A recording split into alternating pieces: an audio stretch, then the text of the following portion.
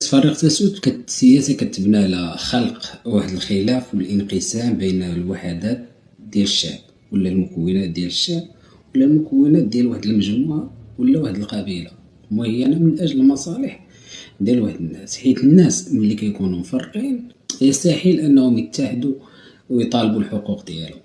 غالبا كيكون نظام ديال إدارة معينة ولا سياسة معينة ولا حكومة معينة هو المستفيد الأساسي من هاد السياسة. هاد السياسة كتخدم عن طريق زرع العداوة بين الطوائف والقبائل.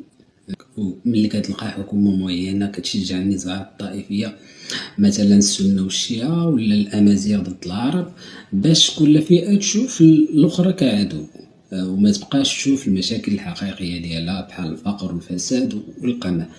الحكومات كتمشي في اتجاه خلق طبقات اجتماعية كتصارع بيناتها، كاين اللي كيعيش بخير وكاين اللي مقهور، والدولة كتخلي الصراع بيناتهم كيزيد باش يبقاو مشغولين بعضياتهم وما يفيقوش باللي المشكل الحقيقي في النظام الاقتصادي والسياسي. كتشجع على الحق الطبقي والثقافي.